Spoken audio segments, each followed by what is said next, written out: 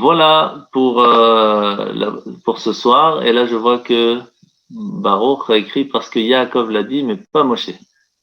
Toi qui as écrit? Ouais, ouais. Alors en fait, je parlais de Baruch Shem. Ouais. Je crois que cette réponse est ramenée dans la Gemara aussi. Vous avez C'est parlé possible. des Malachim, Ouais. mais moi j'ai lu comme en fait Yaakov Avinu l'a dit à ses enfants, mais pas Moshe Rabbeinu. Alors on n'a pas voulu, on a fait un compromis. On le dit, mais pas à voix haute. Bien fait. Kalakavat. Alors, faudra m'expliquer pour ça pourquoi est-ce qu'à Kippour on peut se permettre alors. Ouais, je sais pas.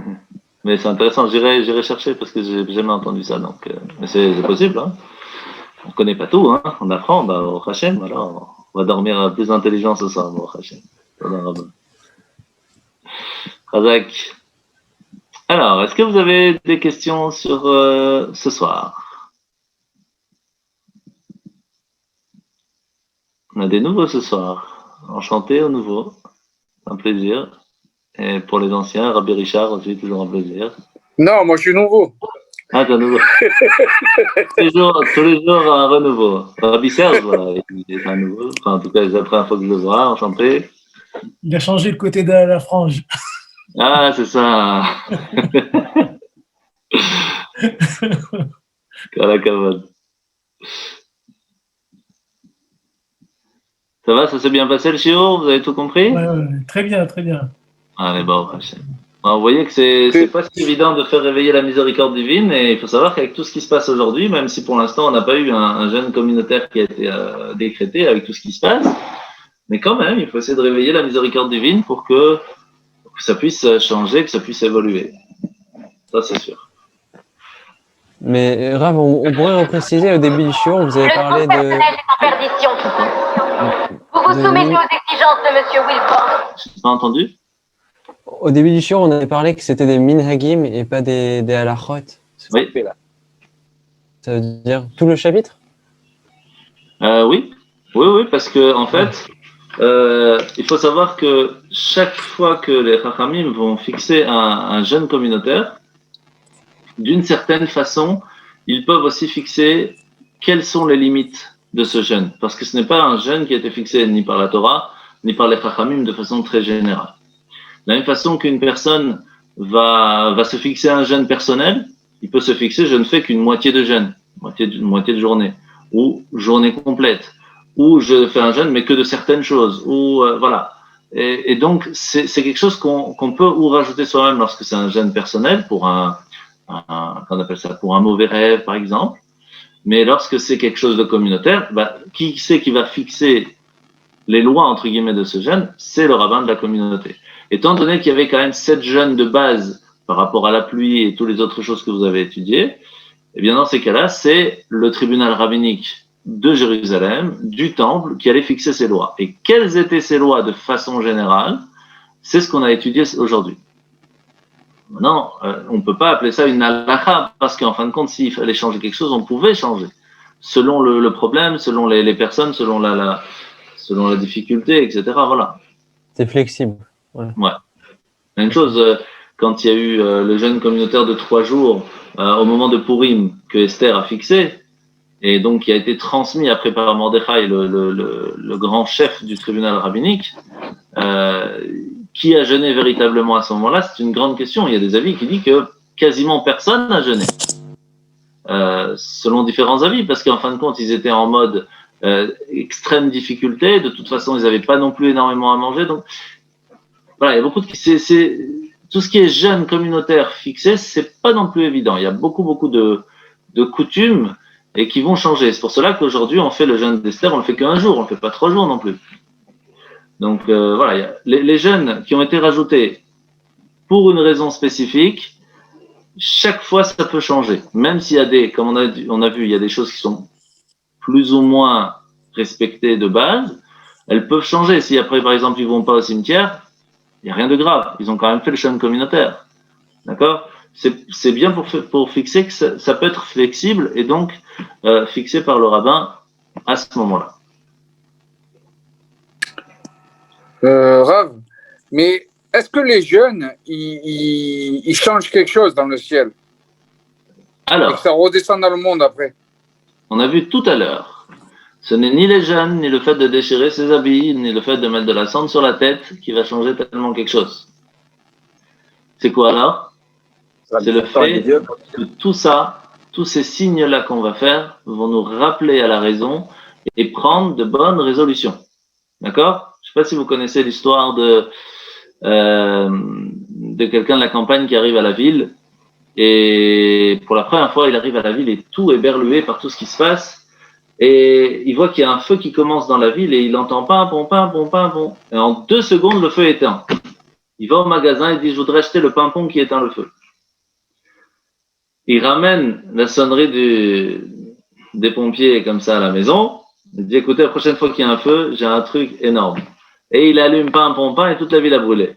Il dit, mais je comprends pas. Il dit, mais la sonnerie, c'est pas elle qui éteint le feu. C'est les pompiers qui éteignent le feu. C'est la même chose. C'est pas le jeûne qui éteint le problème. C'est pas le fait de déchirer ses habits qui éteint le problème. C'est le fait ça nous réveille à amener les pompiers pour prendre des bonnes résolutions. D'accord? Donc ça c'est quelque chose qu'il faut savoir. Après. C'est le tuyau de pompier qui est pas bon, alors. Oui, ça arrive aussi. Donc maintenant, il faut savoir que le jeûne fait quand même quelque chose. Quand on étudie le Tanya, on apprend que quand on a fait une bêtise spécifique, alors il y a tant de jeûnes à faire pour se faire pardonner. Alors c'est pas pour se faire pardonner, c'est pour plusieurs choses différentes. Il y a le fait de, par exemple, pour pouvoir bloquer que la punition n'arrive pas. Ça c'est déjà une chose intéressante. Deuxième chose, pour pouvoir purifier son âme, parce que chaque fois qu'on fait une bêtise, alors ça laisse une trace. Alors il y a une trace qui va s'enlever parce qu'on demande pardon, il y a une trace qui peut s'enlever parce qu'on a passé Kippour, et une trace qui peut s'enlever parce qu'on a pris sur nous des souffrances. Entre autres, les souffrances, c'est le jeûne. D'accord? Mais ça peut être d'autres souffrances. Ça peut être, si c'est Hachem qui nous l'envoie, ça peut être une galère, la voiture elle part en cacahuète, un problème au boulot, des trucs comme ça. Mais on peut choisir ses propres souffrances. Entre guillemets souffrances, comme par exemple, on se lève plus tôt pour étudier 5 minutes avant la prière. On se lève plus tôt pour aller carrément à la synagogue pour faire la prière. C'est d'une certaine façon une souffrance, parce que c'est difficile, mais comme on prend sur nous cette souffrance, eh ben, les autres souffrances prévues ne vont pas tomber sur nous. Et c'est ce qui va permettre de réussir à laver notre âme. Alors pourquoi je vous dis qu'il y a 3 choses différentes? Parce qu'il y en a 3 de base. Il y a 3 façons comment on peut faire de la peine à Dieu. Numéro 1, ne pas lui avoir fait plaisir. Ne pas avoir mis les tefilines, ne pas avoir fait la bénédiction, c'est pas qu'on a fait quelque chose contre lui, c'est qu'on n'a pas fait quelque chose de bien. Dans ces cas-là, il suffit de demander pardon et d'essayer de faire meilleur. C'est suffisant pour laver notre âme.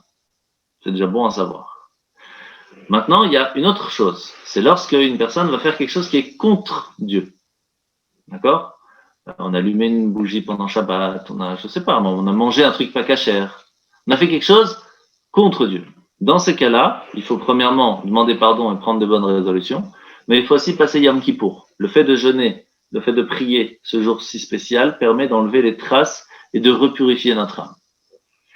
Par contre, il y a des bêtises qui sont tellement graves que malheureusement, même Kippour ne suffit pas. C'est la 2e étape, mais il nous manque une 3e. Cette 3e étape, c'est toutes les galères qui nous arrivent au jour le jour.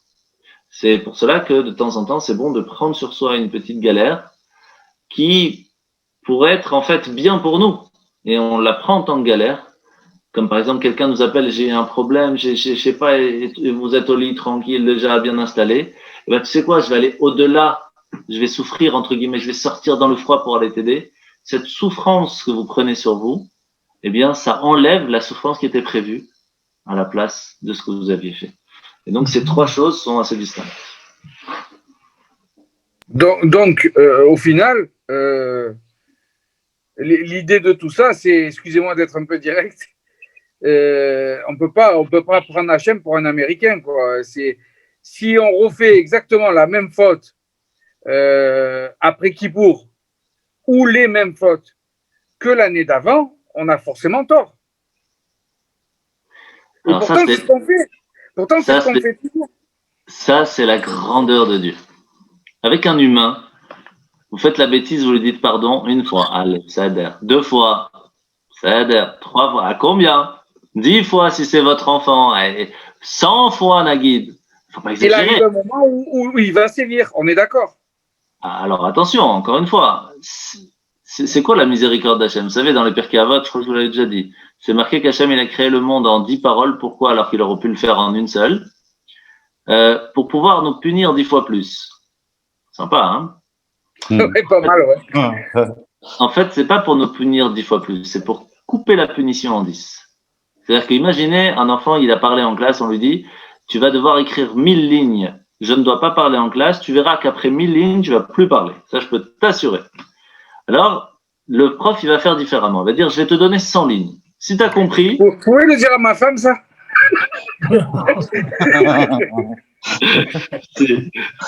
si après 100 lignes, tu as compris, c'est bon. J'ai pas besoin de te donner 900 d'après, parce que tu as compris. Mon but, c'est pas la punition. Mon but, c'est que tu comprennes. Si ça marche pas après 200, alors 300. À la fin, tu vas comprendre. Là, c'est la même chose. Hachem, il sait très bien, premièrement, qu'on n'est que des enfants. D'accord? Ça, il le sait. C'est lui qui nous a créés. Et on est des bébés, quand je vous dis des bébés, mais complètes. Et ça vaut pour moi, en tout cas, que selon nos connaissances, on fait pas tout ce qu'on connaît. Parce on apprend, on essaye, on grandit, on évolue. Donc, on reste des bébés. Par contre, à un certain moment, il nous dit, écoute, là-dessus, sur ce sujet-là précis, tu es déjà un ado. Donc, de temps en temps, je vais t'en mettre une petite pour te bouger. Et sur certains sujets, tu es déjà un adulte. Et si tu es un adulte, il faut que tu te bouges. Et là, ça va plus. Et c'est pour ça que personne ne peut juger personne parce que, en fait, tout simplement, comment on peut nous dire, sur ce sujet-là, lui, il devrait être meilleur? Mais qui on est, nous, pour savoir qu'est-ce que Dieu il a dans la tête? Qu'est-ce qu'il a passé, lui, dans sa vie? Quelle éducation il a eu? Quel effort il doit mettre pour réussir à faire ça? On n'est personne, nous. Déjà qu'on arrive à se voir soi-même, après on peut parler des autres. Et donc, Hachem, lui, va nous juger sur chaque petite chose différemment. Selon notre grandeur, selon notre connaissance, selon notre éducation, etc., etc., etc. Mais il ne faut pas se dire, allez, tu sais quoi, je suis un bébé, je reste bébé. Non, on veut avancer. Non, mais ça, c'est la facilité. C'est comme celui qui dit, je ne vais pas aller à l'école, parce que si je vais à l'école, j'aurai des examens, après j'aurai des responsabilités, après je serai obligé d'aller travailler. Je suis bien dans mon lit, moi, qu'est-ce que je vais me prendre la tête? Sauf qu'après, il n'y a pas le salaire qui tombe derrière. C'est comme ça. Je peux aussi, moi aussi, dire, je vais pas étudier la Torah, comme ça je sais pas quoi faire. Mais de l'autre côté, il n'y a pas la récompense derrière. C'est donnant. Donc à un moment, il faut grandir. Et c'est ça la difficulté, c'est que plus on grandit, plus il faut faire. Après, Rav, on sait qu'il y a une hiérarchie dans la faute. Il y a faute et faute. Il y a quand même des fautes qui sont graves et d'autres qui sont moins graves. Alors, donc, je vais vous poser une question. Pour rester sur tout. Oui, non, c'est clair. Vous rentrez dans un ascenseur, il y a le petit infrarouge là pour qui ouvre la porte, s'il y a quelque chose qui bloque. Vous connaissez? Est-ce qu'il y a une différence si vous mettez une table ou une feuille de papier qui bloque l'infrarouge? Aucune différence. Ça bloque le lien entre nous et Dieu, quelle que soit la faute. Après, quand c'est juste une feuille de papier, c'est plus facile à enlever pour retrouver le lien que s'il y a une armoire. On est d'accord. Donc, il y a quand même une différence. Mais le fait de se couper de Dieu quand on fait une bêtise, couper, c'est couper. La question, c'est combien de temps on va réussir pour retrouver ce lien? Et ça, c'est ce qu'on va devoir travailler après chacune de nos actions et des conséquences qu'ils vont avoir avec ça.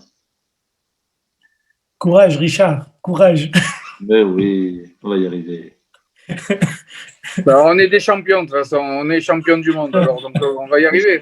Bien sûr. Bon, merci. Merci Rav. beaucoup. Avec plaisir, bonne soirée. N'oubliez pas qu'il y a Tobi Shvat. Ah.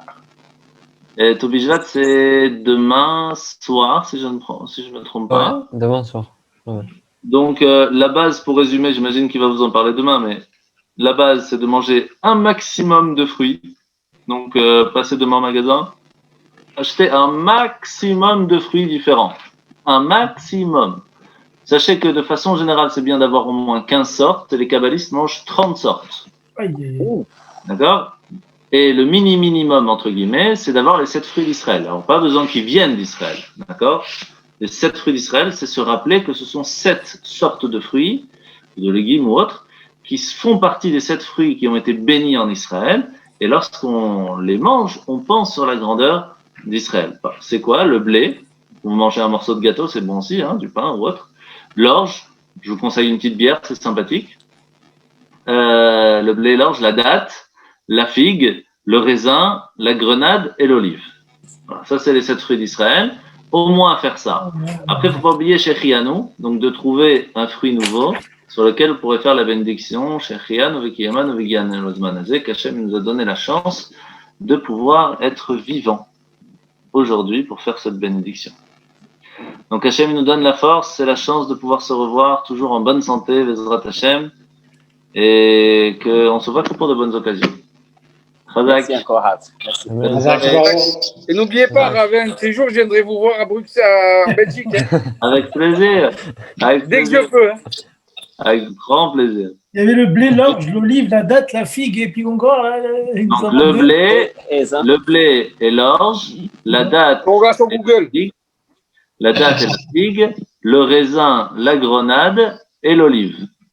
Avec grenade et- Monsieur Wagner, ne vous Allez, inquiétez demain, on pas, va je vais envoyer un résumé sur le groupe. Ah, Avec super. Merci. Hazak. Merci, Baruch. Avec plaisir. bonne soirée tout le Bonne monde. soirée. Et Allez. Attaque.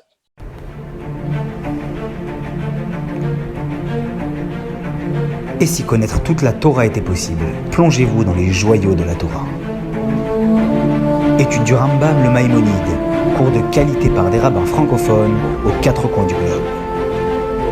Un chapitre chaque jour, à raison de 20 minutes, pour finir en moins de 3 ans l'apprentissage de la Torah. Relevez le challenge, tous les soirs en direct à 20h30 ou 21h30 heure israélienne. Nos cours sont accessibles à tout moment, YouTube, Facebook et sur notre site torah24.com.